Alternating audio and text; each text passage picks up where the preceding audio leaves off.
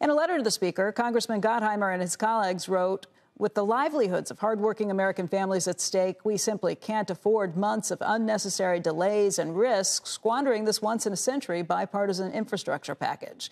It's time to get shovels in the ground and get people to work."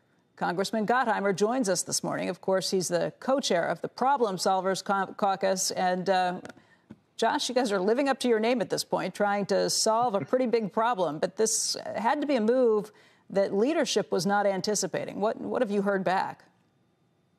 Well, thanks for having me. And as you pointed out, this is critically important that we get this done and that we don't wait months and risk squandering this opportunity. You know, you're talking about 2 million jobs a year, obviously fixing roads, bridges, rail, getting that gateway tunnel between New York and New Jersey built, not to mention all the policies to help the climate, electric vehicles and broadband.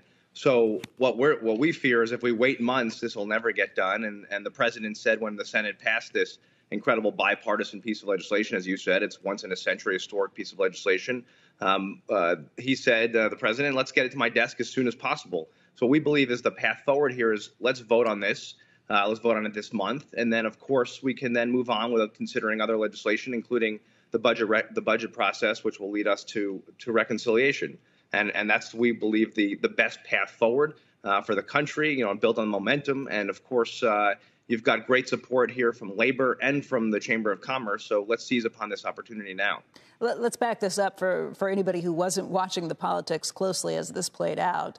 The Senate went ahead and passed this bipartisan deal. The president said he would sign it, but Nancy Pelosi, because of pressure from the far left wing of her caucus, had said that she wouldn't go ahead and move that forward unless the other part of the infrastructure deal was passed. Again, $3.5 trillion, the human side of the infrastructure. So it was the left wing that was saying, we're not going to allow this to happen unless we get everything we want.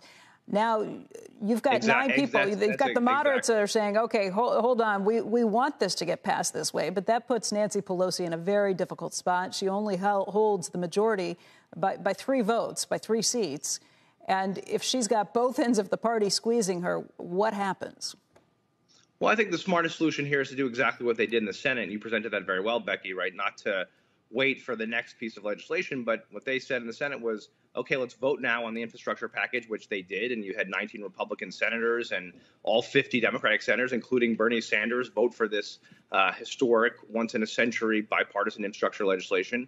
And then they moved to consider and then voted on the budget resolution, which starts the reconciliation process, as you pointed out, which will then lead to another package. The size and scope, right, we'll still debate that, you know, whether right now they presented it as $3.5 trillion. Obviously, there's lots of issues there, and we'll discuss the revenue side of that and obviously that target spending and make sure that's the right levels and right programs. But that's the next debate we can have.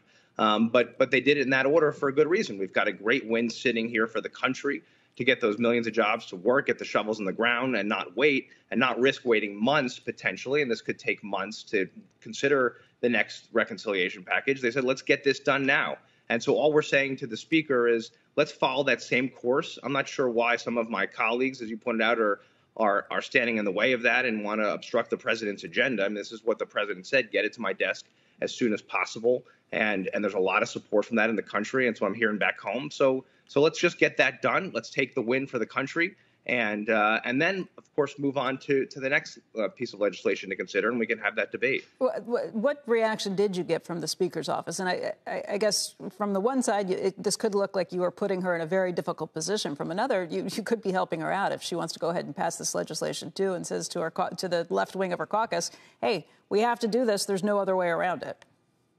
Well, yeah, I think this is about helping the country out, and I think helping the party out.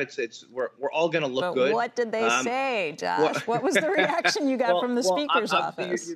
Well, you know, I think she's at work and looking for a solution. You know, we've been talking about it, and I think we'll find, you know, frankly, based on all my conversations, and I'm not getting into all the details of my conversation with leadership and others, but the outcome is we'll find a solution here, and that's what I'm optimistic about. You know, we're going to keep talking. We'll work this through, and we'll work it out. And it's about getting this done for the country and for the president, and we'll do it. So Becky, I'll tell you that I'm optimistic that we'll figure this out. I think it's very important that we don't back off of this path, though, which is voting first on infrastructure and then considering the budget resolution. And there's enough of us who really feel strongly about that we're going to hold to our guns here, and we'll figure out a solution. Shepard Smith here. Thanks for watching CNBC on YouTube.